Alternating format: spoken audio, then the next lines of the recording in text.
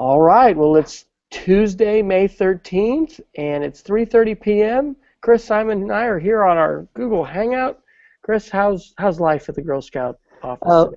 Life is really good at the Girl Scout office. We just came off a really busy weekend and a busy week for me doing STEM activities basically all around the state from Enid to Chickasha, and had a wonderful event in Moore called Fiercely Fearless, which was a weather safety event put on for the people Great. in Moore.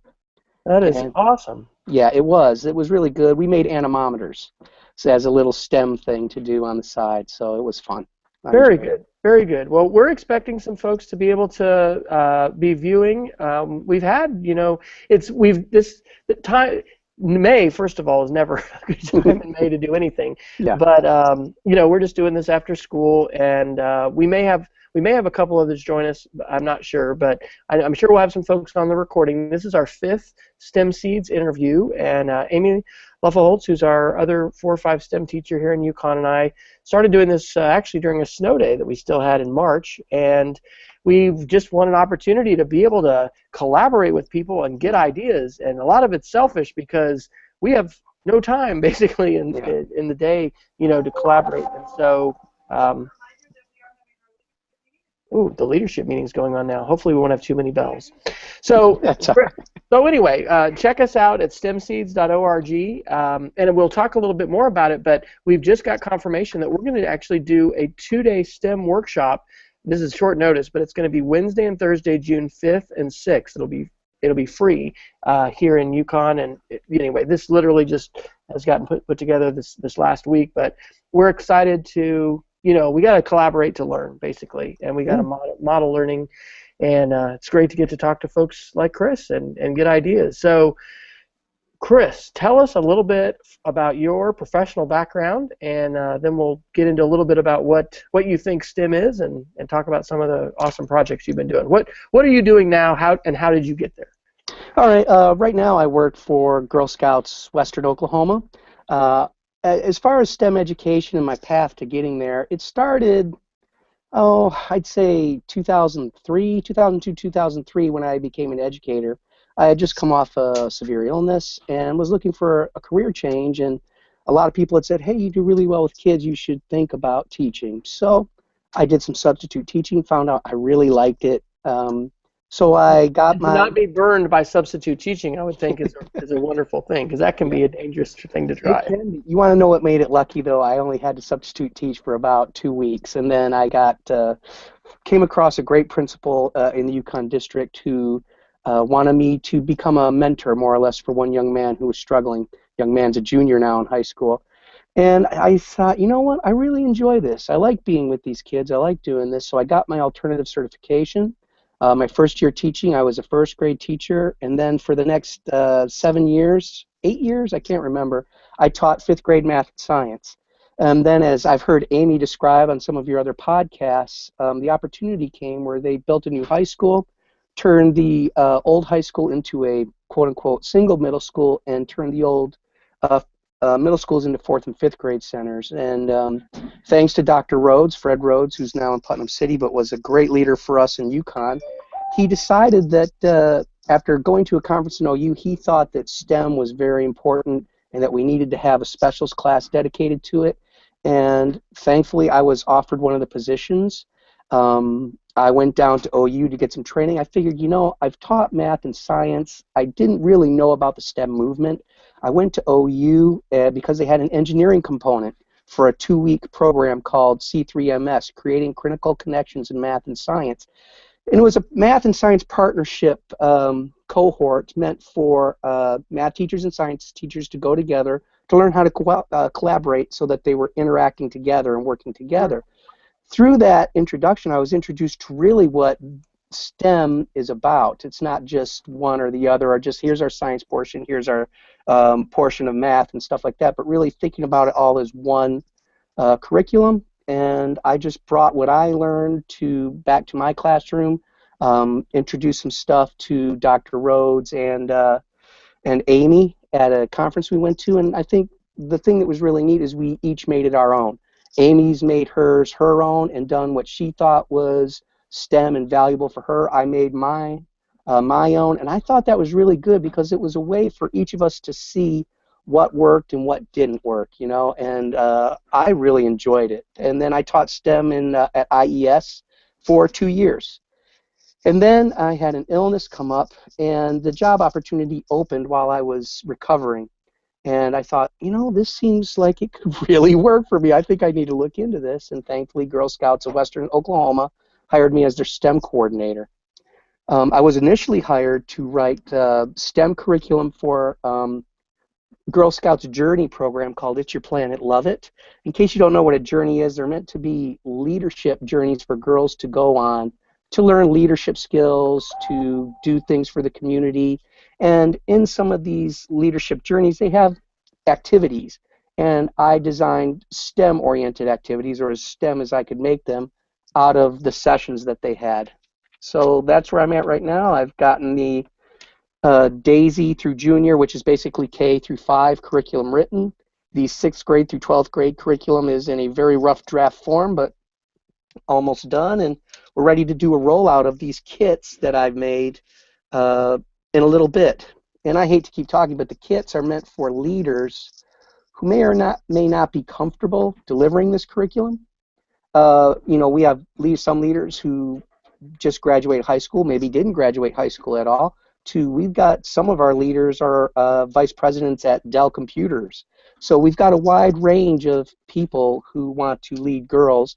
So I wrote the curriculum as a script, which they could follow if they want, or they could just take the highlights out of it and make it their own, which is really what I think is best. But we wanted to make it so that leaders would feel comfortable delivering STEM curriculum.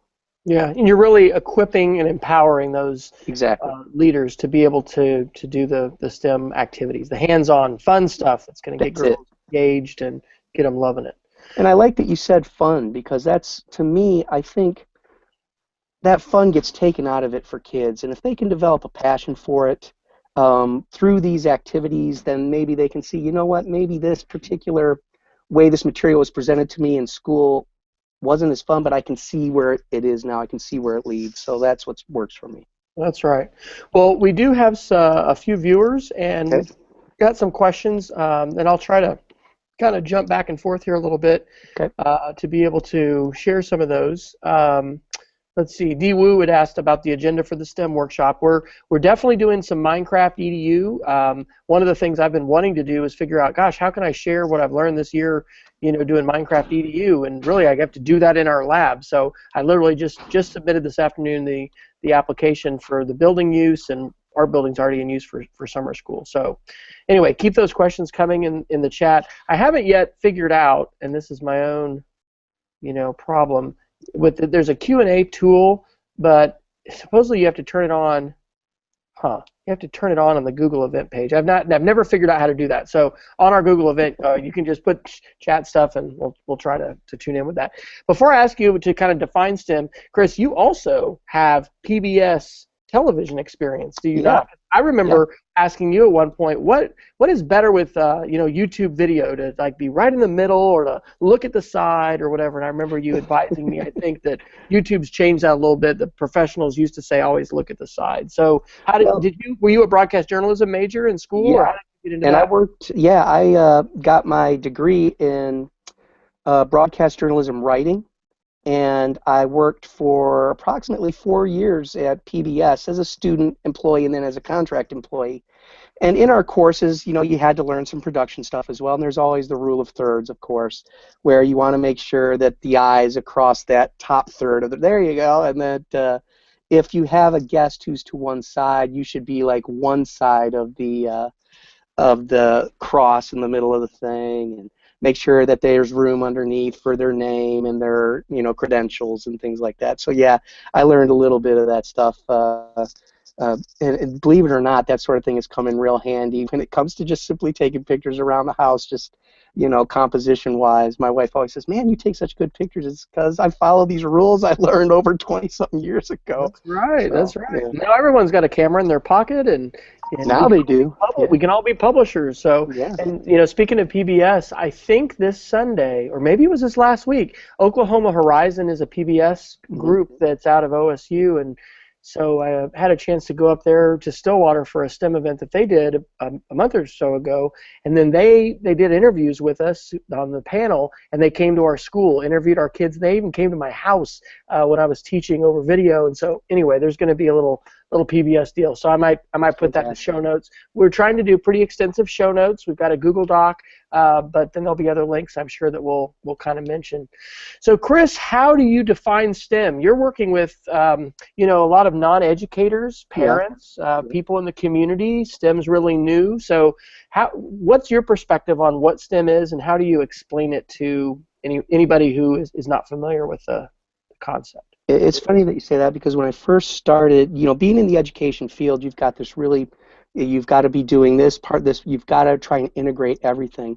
What I discovered by coming to Girl Scouts, some people regard just doing a science activity or demonstration as, oh, we've done STEM. And it's not that. And I can't remember who the gentleman was. I think it was your second podcast. Brian Crosby from Nevada then. Yeah, from Nevada. And I loved his definition of STEM, but I've since come to appreciate the fact that, yes, it should be a way of thinking in a way that you put all of those together. But when you've got a 50-minute time frame, which a lot of these leaders work with, an hour to an hour and a half, you can't always integrate every component. I have to go into some neighborhoods and some communities where, believe it or not, having a computer or anything is a luxury. They may have a phone, but they don't necessarily have a laptop, or they don't have an iPad, or they don't have anything like that. So technology is limited. Sometimes bandwidth is limited. So you give these opportunities available to them, but they can't always do those sort of things. And what's funny is when I first came into Girl Scouts, like I said, a lot of people just thought STEM is, we're doing this fun science thing and this is STEM. And it's really like, no, for me, STEM, and I approached it from the engineering side, is solving problems. And then for what I did when I first started in the Yukon School District, I would always use the engineering component first and then bring the science into that. For instance, an example would be we would do the let's build a roller coaster assignment where I just use, have you ever seen that foam insulation they put around copper pipes? Mm-hmm. And I would cut that in half, attach the two sides together, so the kids had approximately 12 feet of track. And we would talk about, you have to make There's a bunch of that in my closet still that I need. Yes, they're still in there. And please do this. I have no problem with that. They would build a track. The track had to have a hill, a loop, and a jump on it. And then we would talk about potential and kinetic energy. We would bring the science into that. And we would talk about Newton's laws of motion. We would talk about all of that stuff. And on the thing that was great is half the kids would do those, whereas the other half would use the iPad technology, and they would use this great app that I got off of iTunes called Roller Coaster Physics. And the thing that was really wonderful about Roller Coaster Physics is that they had a graph that was constantly running that showed the increase and decrease in potential and kinetic energy as the roller coaster the kids built was being run as it was running through. And it was just fantastic that the things we were talking about, they could have right there on the tablet as well as see it in person with the activity that they were doing. So right. I try to get as many elements of those as I can into every lesson, and it's not always easy. Right. Well, that is a great lesson idea and an example of just the kind of things with STEMseeds that we want to get out is, things that we can do. Sometimes they're going to connect to technology, and sometimes they're just going to be hands-on. So solving problems. I know we taught a Scratch Club together. Yes. Spring break before last, and you are so good at being Socratic and questioning and not jumping in and solving that. Can you talk a little bit about how you see your role as the teacher and facilitator of lessons, being different than just the deliverer of the content? Okay, this is the way I would run my typical classroom, and I love one of the questions you asked me a while ago, and it's stuck in my head. I can remember at one of our STEM committee meetings, in case those of you out there don't know, Wes serves on our STEM committee here at Girl Scouts Western Oklahoma, and his opinion is greatly valued. But we talked about, this was after the meeting, and he said something about how a STEM classroom looks, and I'm going to get back to what you said, but it's really controlled chaos. You know what I mean? You've got to be able to, a regular classroom teacher who doesn't understand that, I don't think would survive coming into a classroom like we've got, because although you think it's loud, kids are actually interacting and doing what they need to do, but it can get loud in there. And my goal, my role for the kids, I always said, if I talk more than 5 or 10 minutes telling you how to do it, I've done something wrong. Right. So I try and give them, and I teach the science as I'm going from table to table. You know, delivering the same message to this one, to this one, to this one about, remember what we talked about, potential energy? What if we lift this up? What's going to happen to this? What's it going to do to the kinetic energy? Stuff like that. And that little mini lesson interactions where the gold is, right? Because that's when the aha can really, come on for the kids. And they see it. And as simple as saying, if a kid says, well, my marble, it's jumping off the track when I go around here, and you say, what can you do? What's going to slow that down? Well, if I build a hill here, you try that. Or what if I lower what if I lower this part here? Try it, see what it does, and never give them the answer. You know, I never give a kid the answer at all. And that's something that was such a good encouragement when we did that Scratch Club or the Scratch, camp together, and that's an important teaching approach that we may not necessarily hear a lot about today amidst high stakes testing and all of that is letting kids figure it out, and really inquiry where we're setting up an environment with challenges and with resources, but kids are able to really explore and then discover things themselves with guidance. And so that's I love that. So you said solving problems. Is there anything else, like when you're working now with Girl Scouts? How do you? I guess you do a little bit of training with people before they get the kits. Ideally, what do you try to set up for them? How are you setting up the lesson for them as far as overall what they want to do? Yeah, and that's what's really hard. I know when I personally go out and deliver the curriculum in front of the leaders for their kids, I can do exactly what I talked about. When I'm writing the curriculum, I literally put in the script, say this, ask this. And those ask things are really the Socratic part that we're talking about. What happens if, and I give them a list of things that the kids could possibly say. If they say this, if they say this, if this is, make sure that you mention this at some point. So when I say a script, yes, there's a component that they read straight through, but I'm kind of writing in that script that Socratic way where they ask the questions that lead kids to get to the answers themselves. A thought I just had for you, I don't know if you've thought of doing this or are, but maybe putting in QR codes. I've in the last book that I did, I've just rather than put actual video into the ebook, I've said, hey, QR code, because then people can scan. That's not something we always think about with curriculum, but for things like that, or kind of an overview, or I don't know, that may be something people are learning online a lot, and it's not like people are going to probably sit down and watch an hour-long thing, but anyway, that may be a piece for you to be able to insert yourself and some of that philosophy, because I think that, Brian Crosby talked about STEM being a culture, and that it's not just this separate thing. We really want everybody to be, integrating things and finding the meaning of the math and the science and how they fit together. So anyway, and when you talked about the math and science thing, that was at OU. Was it a STEM specific? No. The way it worked is it was a 4-year program if you wanted to go to all 4, and it was meant for teams of math and science teachers in middle school. I was lucky that they let me go. I was a 5th grade teacher at the time. I said, hey, I'm doing this. They said, sure, come on down. I didn't have a partner. I didn't have anything like that. I just basically got to sit in, and I would work with other people, but I got to experience the lab component. We worked in a lab on campus. I worked in the biomedical engineering lab, and I got to learn how to clean cells off of tissue and plant cells onto tissue. And then in the afternoon, we had our pedagogy component, and I was really, really lucky. And then that pedagogy component was STEM-oriented.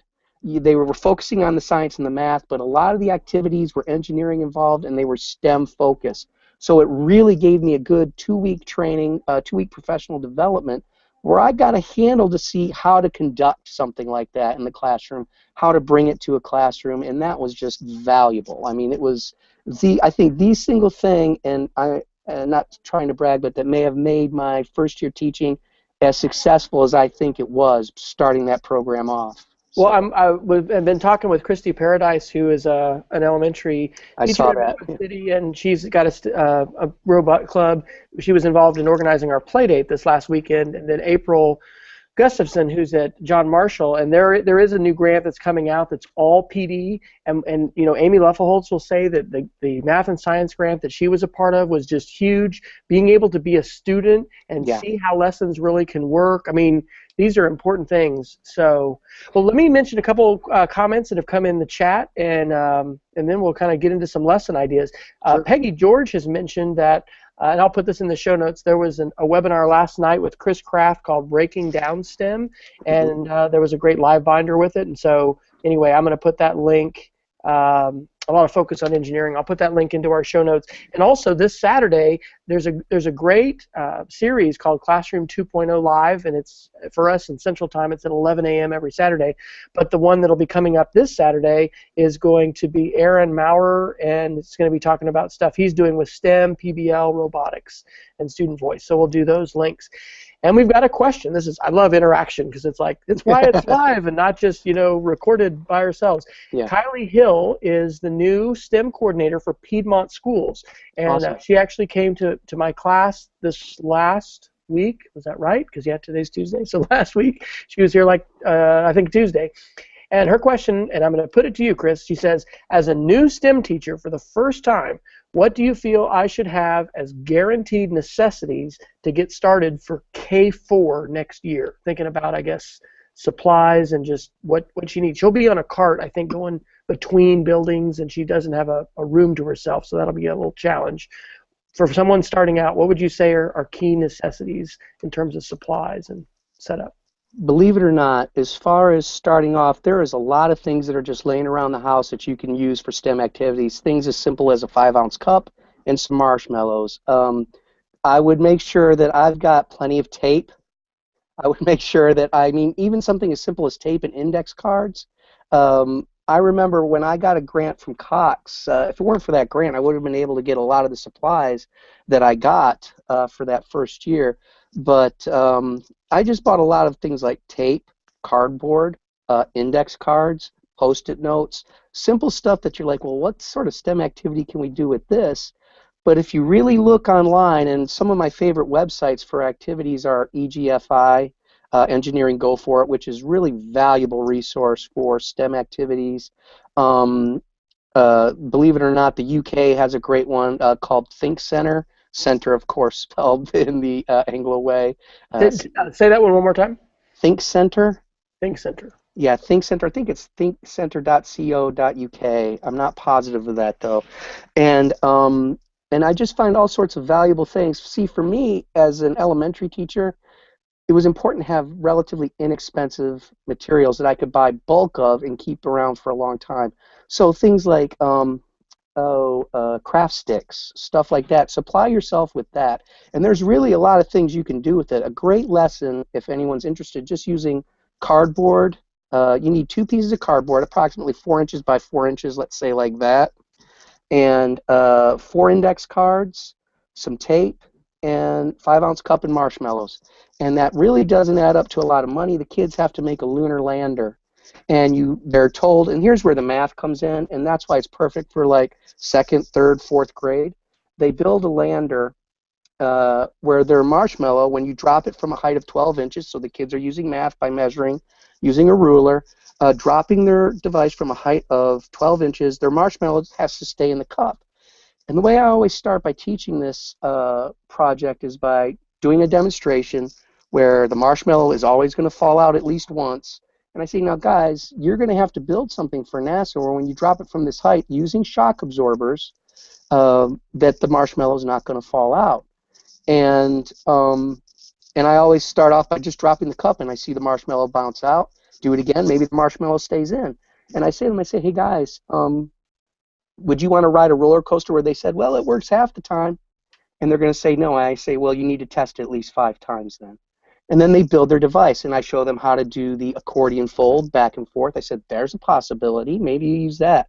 I roll an index card into a circle like that, and I say, you can't. Maybe you can stand it up and down, but maybe the air that's inside there will compress it. I don't know. Maybe you use a parachute style, and they say, but one of the rules is they can't cover the cup. Well, how are we supposed to do that? I don't know. And if they put wings on the thing, the air resistance slows it down. so it will stay in the cup every time. No joke. I had some kids in Chickasha last week at the YMCA down there, and this is a broad range. I've got kids from first grade up to about fifth grade in that class, and one of the third grade kids, his went as high as 6 feet Oh, without wow. without having a marshmallow fall out. So and it was inexpensive. It really was relatively inexpensive to do. So it's possible, but it's hard. So I would just say tape is a major Yeah, one. right. Index cards, I mean, simple little things like that. And using resources like EGFI, which has a lot of activities that are built specifically for, with a lot of cheaper material that makes it really cost effective for schools and for me as a teacher. I mean, don't get me wrong, my last year teaching, I went out and bought a lot of stuff on my own or Yeah. through the kindness of strangers, had some stuff donated. Like Ace did a great job donating paint stirring sticks. Sonic is always great about straws. You need to use a lot of straws. So. And I learned, we did the cantilever span lesson that Oh, Brian that's Crosby great. had told about, and I've got $60 of washers and paint sticks right over here, and evidently Lowe's, when they do a school donation like that, usually goes up to about $75. So if you've got some stuff, I talked to the manager. Of course, I had on my tie and my badge, so I was Yeah. looking official. I wasn't wearing my flip flops, but seriously, they were awesome donating that. I mean, I was ready to pay if I needed to, but Yeah. um, I think so. Kylie, it'd be good. Maybe we can start putting together a list, and that might be something that Amy and I can do. If you didn't catch this, we are going to do a workshop that'll be free here at Independence on June 5th and 6th. It's a Thursday, a Tuesday, Wednesday, and Thursday. It's short notice, but we've had different people kind of come in to check out our program. So anyway, and I want a supply list for a makerspace because that's one of my goals for next year, to get a 3D printer via grant or via donation, and to get a workbench and some some tools and stuff that we can use to build stuff. Chris, we were using the glue guns today with some of the rockets. In fact, maybe I can go grab, there's one amazing rocket. We're doing water bottle rockets right now. But anyway, yeah, I think getting together a supply list, I'd like to see what other people do. And Excuse me. that may be a good thing to crowdsource Yeah. too, is like just to have different people put down, hey, what's your starting of the year list look like? And I'll tell you, I'm almost out of duct tape, so Chris is absolutely right that's a Yeah. huge need. So we'll keep the questions coming if you want to put those into the Google event, and I'll pass those on to Chris, probably to field first. And I apologize if that wasn't helpful, Kylie. No, it's all good. There's so many things that you could get, but I really think your list should be based on some of the stuff that you've looked up that you're comfortable delivering. You say, hey, I can do this. I can do this. What supplies would you need to do those activities? And I think it's really should be driven by that more than me saying, hey, fill up on index cards and tape and stuff like that. Tape is going to be a major one, but You're not going to go wrong getting duct tape, so that's yeah, of any kind. Yeah, you're not gonna at all. well. And I mean, one of the lessons, there's different ones that Amy Leffelholtz has done. She does a really fun one with tongue depressors to make little catapults, Yeah. and that's one of the ones I'm doing. She's written now kind of a booklet, and she's planning to not repeat, for fourth and fifth. I haven't got that advanced yet, so we've done the same things with both grades, but so I'm gonna end up changing it up. But that's one for next year. I did that my first year. What I decided to do before I even started the job was I went through and I looked at different activities. And I picked out, I'd say, well, this is good more for what I want to do with fifth grade. This is good for more what I wanted to do with fourth grade. So I've got a fifth grade book and a fourth grade book with a lot of the activities that I did already in them. It's been modified or should be modified since then, but I do have such a thing. And I found that valuable because it not only helped me with what Kylie's problem is as far as buying supplies, but keeping me on track so I didn't feel like I was scrambling trying to find stuff all the time to do. I had a thing, oh, now we're going to do this. This ties into this next, so let's go to this. Right. So it was valuable to have a plan. Yeah. Well, and there's definitely curriculums out there. John Rex Charter School is opening in Oklahoma City this year as a K2. It'll be going up, I think, to 5. They're going to be a STEM-focused school in all grade levels, They're going to use Project Lead the Way. We heard from Henry Ingwerson in I think it was our last interview, maybe fourth one, about engineering is elementary as another STEM curriculum. One of the things, I just talked to a STEM teacher. She's in Choctaw, and she's a high school STEM teacher, and I think they do Project Lead the Way.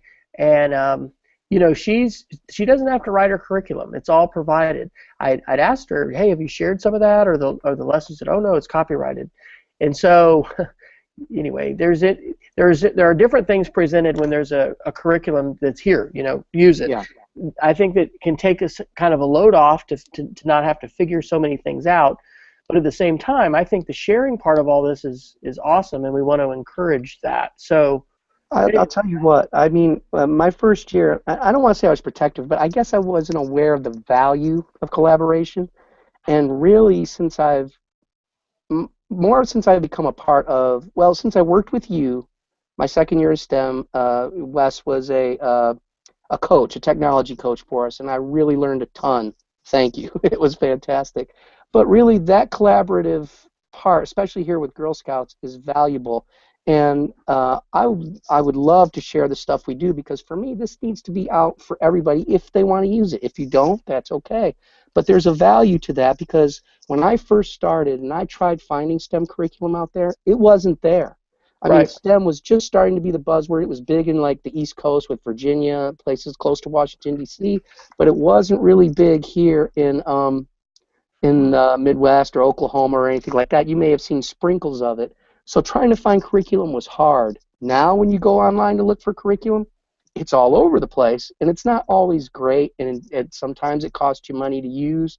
And to me, we should be in the job of educating kids, all of us, into how to be problem solvers. To me, that's the true focus of STEM, to be logical thinkers and problem solvers. If they decide they don't want to be a scientist or an engineer or anything else, we've taught them how to be a problem solver. That's right. That's the value for me. Absolutely. A couple comments from the chat, and then something else here that a student handed me. D. Wu asked if we know about geeksok.com.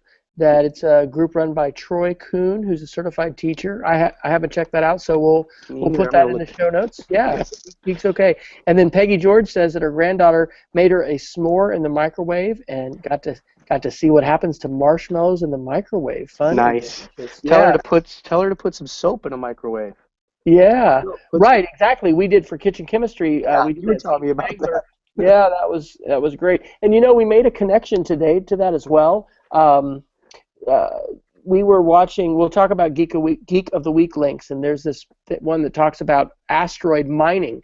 And the guy who's the co-founder of this Planetary Resources holds up a water bottle and says, I think it's platinum, is 21 times the density of water. So you think about the weight.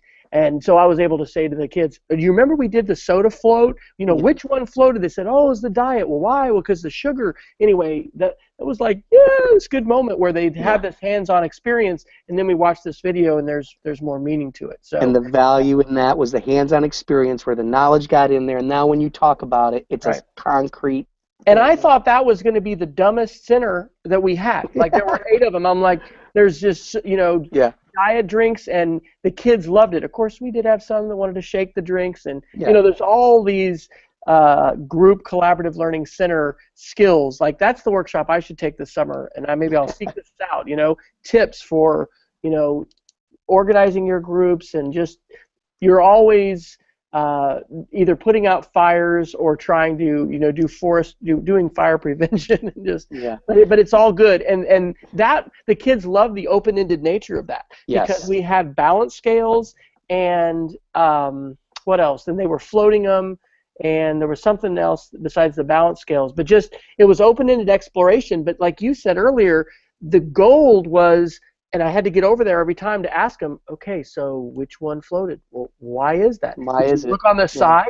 What does it say there? Where's the difference? So, getting them to talk about their learning, but they love that. Anyway, that was gold today, because it was like, yes, they remembered, density, because we had a little activity. And those moments are so valuable. Those are the ones where you're like, yeah, I did that. I got them. That's right. One more thing. One of my students went to this Festival of the Child. I think it was here in Mhm. Yukon recently, and this is a group called Tech Joy NT, Create, Tinker, Learn, and they're based in Oklahoma City. Video game design. They've got some summer camps. I just got a phone call yesterday. It's weird from just kind of out of the blue. A woman called me and said, "Hey, I heard, found you online about Minecraft. You do camps?" I was like, "Not yet." But anyway, I'm going to give her a call and tell her about this because she What is has that called again? a grandson. It's called the website is techjoy and then nt, the letter Yep. nt.com. I'll put it in the show notes. And so they have a video online, and their courses on intro to 2D games, 1 and 2, game production basics, advanced, card and board games, digital graphic arts, character design basics, and advanced. So anyway, that sounds cool. And Yeah. they're doing 8-week after-school sessions and then also summer camps. So it's more STEM, Awesome stuff. more Yeah. people getting involved, and that's part of what we want to do is Yep. make those connections and let people know, because a lot of this is going to happen outside our class, right? Or Yeah. it's going to happen outside the Girl Scout, little Yeah. lesson that you're having them do. Well, we've got about 25 minutes left if we kind of stick to our hour. Tell us, you already did a little bit, but you're going out to parts of Oklahoma. Where have you been? What kind of interesting places and what kind of interesting STEM things have you been doing with girls around our state? Let's see. I've been to Weatherford. We did a great event in Weatherford with SWASU. We wanted to start a Girl Scouts campus group. We're trying to start groups so girls can stay involved with Girl Scouts after they graduate high school. And for people who don't know, tell what SWASU is, because we've got folks who are. I'm sorry. It's Southwestern Oklahoma State University. As my good friend Lance Haggard, principal at Parkland, used to say, the Princeton of the Plains. I hadn't heard that about his alma mater. My daughter's alma mater too, so I'm quite proud of the place. But we put on a STEM event out there for girls, Daisy, which is kindergarten, through Cadet, which is basically 8th grade. And we wanted the girls to pick what the list in order of the science, technology, engineering, and math component that they were most interested in. And we held events out there. Now, I know that's counter to what STEM should be, but we wanted to get these girls excited about... Awareness is important. You got to get people aware. So we had a great event out there. So I'd been in Weatherford off and on for a little bit. Just last week, I had to go up to Enid twice. I did a STEM, I don't know if you call it an event, a STEM day at Pleasant Vale Elementary, teaching kindergarten through 6th grade kids different STEM activities.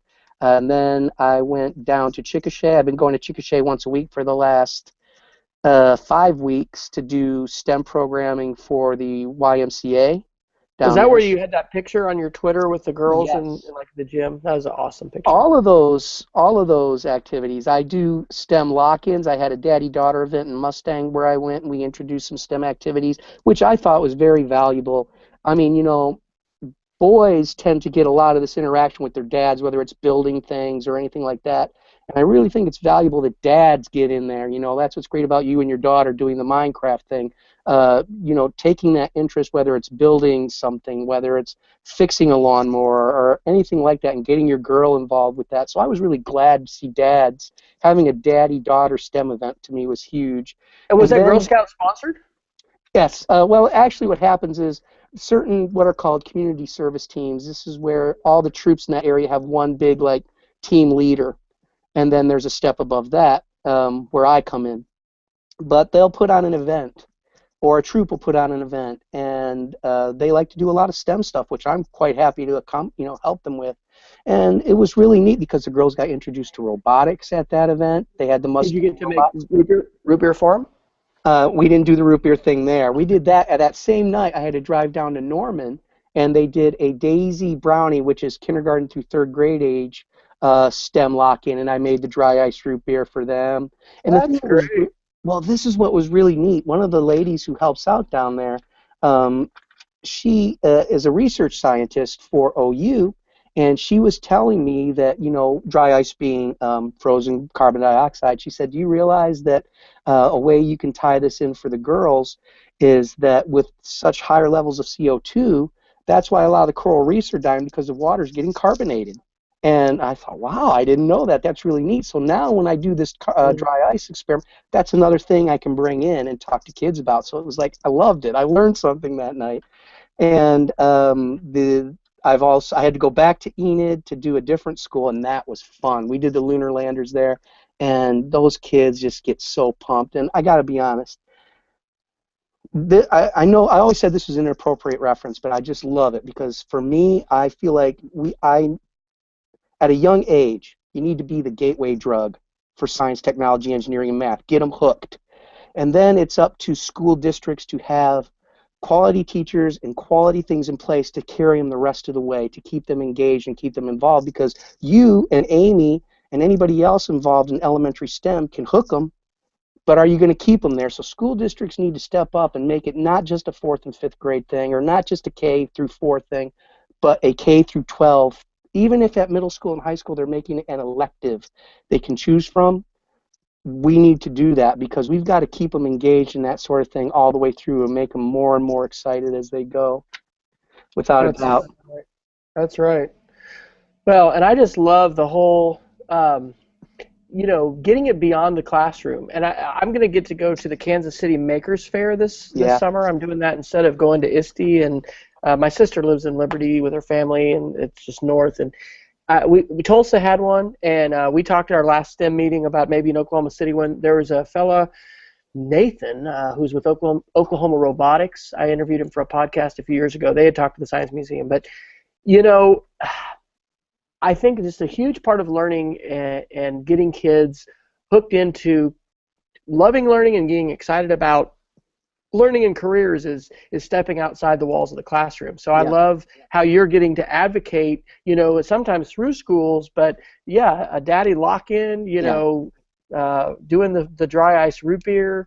I love that. For me, a part of that, and I hate using this term, but it's the only one I can think of, part of that salesmanship is saying... It's not an evil word. Yeah, but saying to the kids, asking them, are you an engineer? And quite often they say no, and I say, guys, you may not be paid as one, but you are one. I always tell them the story, and I love doing this little bit, where I say, when I was a kid, my grandma made the best chocolate chip cookies in the world, but she wouldn't want me to eat them, so she put them on a high shelf. And I'd say, that's a problem I had to solve. How would you solve it? Well, I'd push the chair over. Guess what? You just did what an engineer does. You solved the problem. And I said, You've done it your whole life. Have you built a bicycle ramp or a skateboard ramp or anything like that? You've engineered something. I said, so you may not have had the math, you may not be paid for it, you may not be called it, but you have the mind for it. And I relate the fact that baking is chemistry. If you've ever had, chemists they need to follow exact directions in order to make some of the things they do. I said, that's what you do when you bake something. So I try and relate to them that they already do these things that scientists and engineers do. They just don't get paid for it, and they're not called it because they haven't finished the schooling. And you can really see kids' eyes light up when you let them know, hey, you can do this. You just proved it to me. Look what you just did. And that's what I love doing, is getting kids just pumped up about, getting involved with that. Absolutely. And getting them to use those words, and the words, when we form our identities and who we are, a lot of that does come from our family, but it's something that school helps develop too, and it's powerful. Okay, so I've thought of two things. One is about a blog, and one's about a chicken. It's hanging from the ceiling here. Yeah. First one about a blog. So you've gotten on Twitter, and if folks who are watching are not following Chris W. Simon on Twitter, he's sharing a bunch of great stuff. That's how I saw those photos working with the girls and lesson ideas. So just a challenge to throw out to you, Chris, would be to think about maybe having a personal blog, because Brian Crosby, who is the Nevada STEM coordinator, and I've known Brian for a number of years. The blog provides this bigger space to share things, and it's just been transformational for me since the mid-2000s to be able to read different people's blogs, and then also writing, because it's good stuff happens when you reflect or whatever. So I've been jotting down notes and putting some of this in the show notes about the roller coaster lesson, the lunar lander lesson, but that'd be something to think about, because I know you're starting to get the Girl Scouts. You've been working on them as far as the idea of blogging and reflecting and how that can go with their badge work. Yes, right. So, all right, sell the story. I've got this. In fact, I can go mobile here because we're in the classroom. So here's the chicken if you can see him, that's right Yeah. here. It's still on the ceiling. And then if I go back, Chris is an awesome artist. And if you don't know this, this is Chris's classroom that I inherited from him. So here's Albert Einstein on the back, back wall, and he's twirling a chicken. All right. So the fifth graders have asked, or the fourth graders who didn't know you have asked me about this, and I have inadequately told the story. So can you share the story? I doubt that you've told it inadequately. You could probably make up just about anything you want, and it would work for me. Here's the way it goes. I'll never forget my very first year. I went from first grade to fifth grade. My very first year teaching, I'm going into fifth grade going, come on, friends, let's light up and everything else. And, that's nonsense for fifth graders, right? They don't want to hear that. So I was having a very frustrating first couple weeks of my transition into fifth grade. And I thought back when I was a little kid, when we had UHF channels, the Groucho Marx show, I think it's You Bet, It's Your Life, or It's Your Life, something like that. I can't remember the exact title. He always had this chicken pop down, with the word of the day. The word of the day is. And I was a little kid, but that just made me giggle all the time. So I wanted to just remind myself, hey, sometimes you just got to laugh. It's okay, just take it easy, just relax. Well, I'm also kind of obsessed with space. So when I had all these planets hanging in my classroom, and I hung the rubber chicken up in there. And what I told the kids after a while was, guys, what my challenge to you is, one of you, when you leave here, is going to go and be an astronaut or a NASA engineer or something like that. And my goal, my dream, my wish is to have you put a rubber chicken in outer space so that my model of the solar system is exactly the way I have it in my classroom. So I kind of issued it as a challenge to my kids to put a rubber chicken into space for me. So that's how that all right. kind of Well, we started. can continue the challenge. Sorry about the cough there.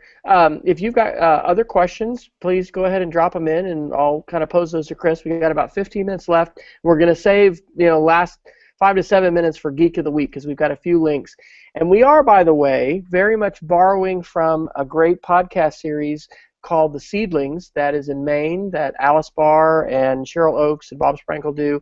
They always do Geek of the Week links, which I think is kind of a fun thing because we're always kind of running across new stuff. In terms of lesson ideas, Chris, anything you've mentioned a bunch of stuff already.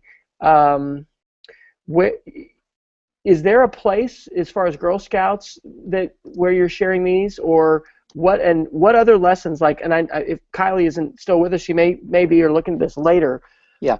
Give Kylie and me, some ideas for start of the year, and she's doing K4, so she's going to do some of the younger kids. She's kind of all over. Yeah. Yeah. What are some other ones that you haven't maybe mentioned yet that you found are great to hook kids and also engage in problem solving and kind of interactions that we're looking for? When it comes, I at first I struggled, especially with what Kylie's going to be doing, the kindergarten, first grader, our Daisy age group, and I discovered that they sometimes don't have the facility to do the folding or the cutting or the bending. So I tend to find those STEM projects end up having more of sometimes a science focus with the math component and everything else in it. I'll tell you about one that I really loved, and I was amazed. I went out to Weatherford to a troop and I did this, and these girls just blew me away. It's called soil samples. And the idea is to talk to kids about what a plant needs to grow. So we talk a little bit about the science. We say, lawn, light, air, water, and nutrients. And I explain to them what that is, and we talk about soil, and I lay out 3 different samples of soil. And what I do is I divide the girls up. Typically a troop is 12 to 15 kids, so I'll divide them up into groups of 3 or 5 or 4 or 5, and I start them off. One is at a station of topsoil, one's at a station of clay, and one's at a station of sand. And I say, guys, for the next 5 minutes, I want you to look and touch and feel and smell this soil. And then I want you to look at it through the magnifying glass. And then I have them rotate, and I have that next group look at the next batch, and then we do it one more time so that they've seen all 3. And of course, the way I teach, going around to each group, I say, what does that look like to you? What does that smell like? Do you notice how big the grains are there? Do you notice this? What do you think? And I'm constantly asking that so that they're talking and constantly thinking about some words. And then I have them sit back down, and we write the words on the board. So they're getting some vocabulary, which I think is a good Common Core thing for teachers out there. But more importantly, they're doing something that scientists do, observation. And they're writing down observations. This is their introduction to that observation component. So then what we do is we bring the math and technology in by doing a little water component where we get a digital scale, we fill a cup halfway with each of the different soils, and we place it on the scale and we zero it out. And I let the kids do that. And then I ask one of them, or however many, to pour water in until it starts to pool up on top. And then what I do is we had first put our initial weight, and then we write down what the weight is after the water's added. And we do simple math. Now, are they up there working the board? No, but I'll say, okay, guys, what's 7 minus 3? I can't remember. And these girls were great at subtraction, and these were kindergarten first graders. And we were able to do the math that way. They were able to read the digital scale. They were able to do all of those things, and then they were also introduced to the science part of it. Now, the downside of that is they're not really building anything, but more importantly, they're being exposed to the scientific way of thinking, collecting data, writing data down, making observations, using technology, using mathematics. So that was, to me, one of the best ones that I've done. Right now, we do not have a central point on our web page where we've got all of our lessons collected. But if anybody wants them, just tell me. I'll send it to you, and you guys can use it. Yep. And I love that connection to life science. When Henry Ingerson from Wells, Maine was on with Amy and I, which, by the way, I don't know if I mentioned, Amy has a baby shower at their school, not for her, but for their teacher. So, we'll have more than just a couple of us.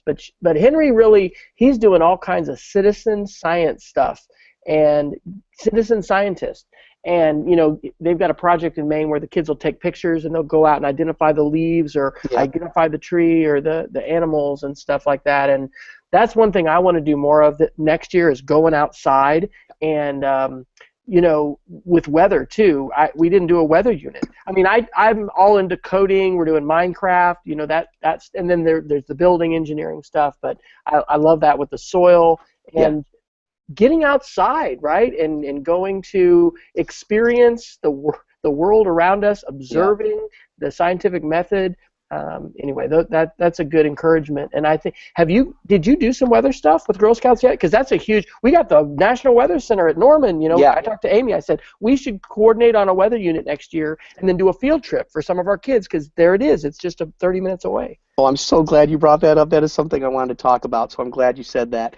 What I plan to do on our STEM page for Girl Scouts Western Oklahoma is I want a specific page that lists opportunities, and these are opportunities for anybody who wants them, really, of women in science that are willing to either come to a troop or a group and conduct an activity or provide a class trip or something like that, a field trip opportunity.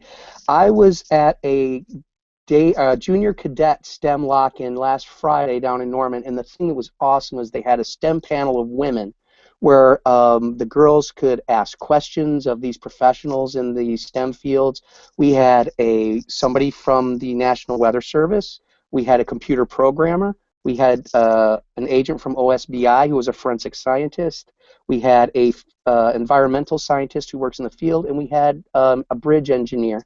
And I'm telling you what, it was so valuable. Of course, I got every business card. But the lady who has the association with the National Weather Service tell me this is not a great field trip. She was talking about the fact that at 6 a.m. and at 6 p.m. they launched their weather balloons, and she showed the girls a weather balloon, and they got to hold it, and they got to see the data machine that goes up with it. And tell me, to have kids out there at 6 o'clock when they launch that weather balloon with the data, with the transponder on it, and watch it go up, and then watch the data as it's coming in, that is a valuable field trip. And that's something that anybody could do, any classroom, anywhere. Oh, that's great. And OSBI, the lady I talked to there, she says they offer an opportunity. They'll come out and set up a mini crime scene and have kids do the things that they do. So, so I mean, the opportunities out there are immense. And you know what's really cool about the weather balloon thing?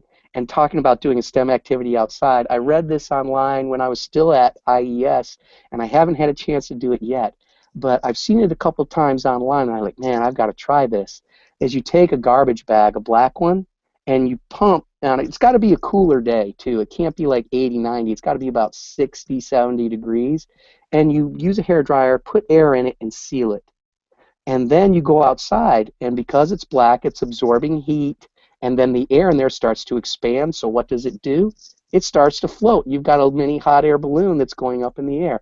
Now, of course, you've got the environmental problem of you're going to end up, with trash laying somewhere, maybe a state over. But I thought, man, talk about that is fantastic. I would love to see something like that. That's great. Well, I just had a connection the other day thinking about Mondays, the way we got our schedule is normally a plan day. I've subbed a few times this semester, but Yeah. It sometimes works out. I did this week where I had a plan day, got my Minecraft lesson already.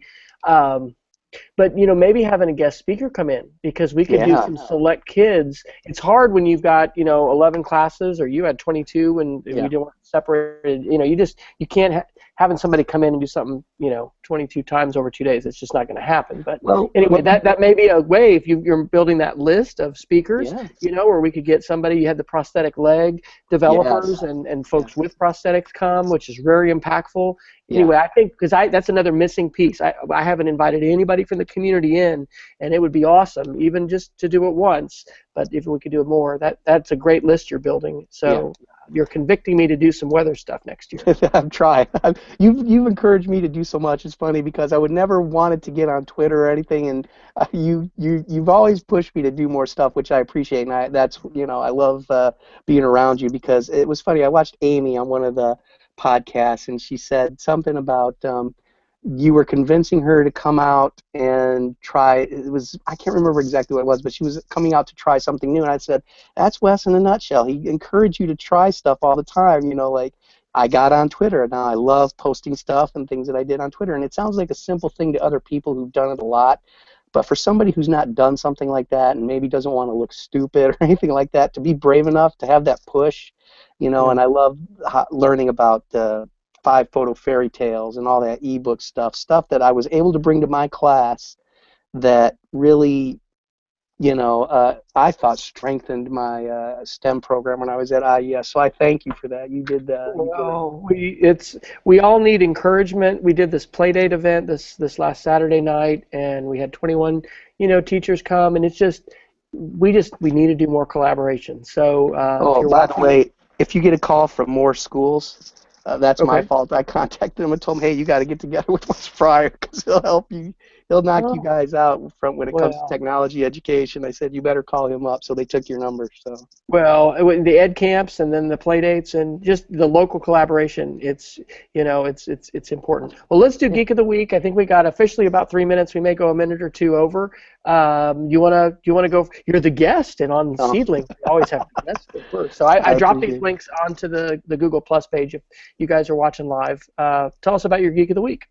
Well, it's funny. I get this great email, comes in twice a day. Typically, it's called STEM Connector. One of them focuses on STEM education, STEM news and businesses and stuff like that, and one of them's STEM tech, where it's just tech stuff. In between one of those two, they said they had a nice little link to a story about Pier 9.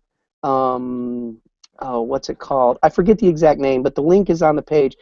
And what they did Autodesk's Pier 9 workshop. There you go. Yeah, Autodesk Pier 9 workshop. And what they did was they've got every single manufacturing device you could think of, laser cutters, 3D printers, things like that. And they have people who work there who can teach artists and residents to make things. And what's really incredible is you see some of the creative stuff that when artistic people get a chance to learn how to use technology and how to build these incredible things, it was mind-blowing to me, some of the really neat stuff. I called it in my tweet that I did on it, STEAM and Maker Faire, our maker movement on steroids, because it really was like that. Some of the stuff that you see, you're just like, that is so creative. It's so out there, So I shared that with everybody. I hope you enjoy that. Awesome. Well, my Geek of the Week, this is a little Twitter thing. I've gotten to meet Jason Neiffer, he's now the instructional director of the Montana virtual academy. Montana, secondary teacher, really innovative, creative guy. So, sometimes I'm like, hey, I wonder what Jason's doing. So I just check out his Twitter feed, and he's been blogging for NCCE, which is the Northwest, Educational Technology Group.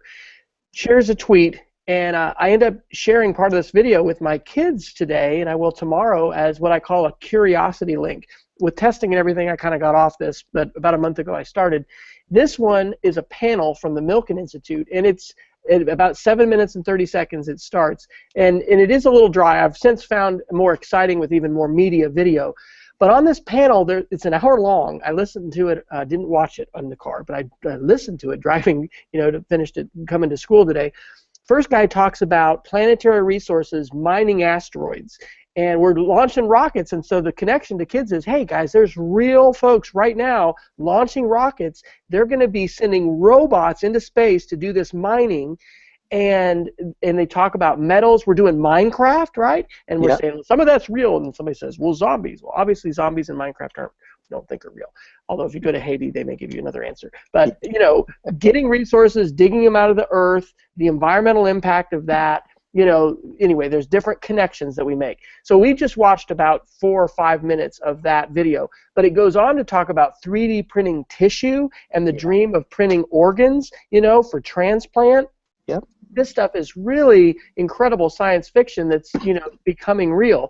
And then the last one, the guy from IBM, he's talking about Watson and how Watson, is this computer that was on Jeopardy a year or so ago and beat the two people. And he says, he talked about them as 20-watt brains, like that's what our brains use, is basically 20 watts of energy, and how much it takes to run Watson and the millions of processors, and it starts you thinking about how quickly, because Watson can learn and make decisions, and they're saying, oh, this is going to be great for planetary resources because the 50 million miles or whatever away that this near-Earth asteroid is, it takes light 5 minutes to go there. So you can't be on a joystick like a Xbox controller. These robots need to be autonomous and making decisions. And anyway, it gets you thinking about Avatar and the Terminator and how 2001, we're close, guys. We're really close to Arthur C. Clarke, the laws of robotics. Really, science fiction leads the way to innovation. If you think about it, Star Trek, that's where we get our ideas a lot of times. I cannot wait. I used to joke all the time when you see those Geico commercials where the guys are in a tough situation and then they teleport somewhere else. I'm like, well, we need to contact Geico because they figured out teleportation. But the thing of it is, think about something like that is actually going to happen someday. That's not, That's right. Incredible. We're doing it with a command. We're doing it with a command block in Minecraft now. But you know what? It's crazy. Oh, it's incredible. So we need to wrap up. Actually, we're getting a storm shelter installed at our house at the end of the month, and our whole family, including our dog, is coming over to the Yukon place where we're all going to get inside and say, "Is this big enough?" So that's what's up next for me. Chris, what are you any closing thoughts? What's up next for you? What kind of hopes and dreams do you have for Girl Scouts of Western Oklahoma as well as for STEM education here in our state? As far as for Girl Scouts Western Oklahoma, I'm really passionate, especially about making sure girls get involved with STEM and want to stick with STEM. And if you guys are interested in any sort of research done on that, why girls tend to not go into STEM fields and start to lose interest in middle school and high school, there's a link on the notes about with a PDF called Generation STEM, which addresses those issues. The Girl Scouts Research Institute did a study. Which, I, as a dad of 2 daughters, it was important. It's important for me to make sure girls get involved and stay involved and want to be a part of STEM and everything else. So that's why I love what I'm doing. I love where I'm at. But I really just want to spread the passion I feel for STEM to everybody. I want to, I keep saying these almost inappropriately, infect people with that. Okay, man, you're an evangelist, a STEM evangelist. That's it. Get me my pedestal and I'll bang on the drum for you all day long. That's it. Yeah. But okay. That's what I would like. Right. Thanks so much for connecting with us, and encourage people to visit STEMseeds.org. We'll have the show notes. I'll get those linked up here probably later tonight, and keep connecting, keep collaborating. and that's how we're going to keep on learning and try to inspire these kids, because they got to take care of us when we're all old and needing to be taken care of. That's it. All right. Thanks so much. You bet.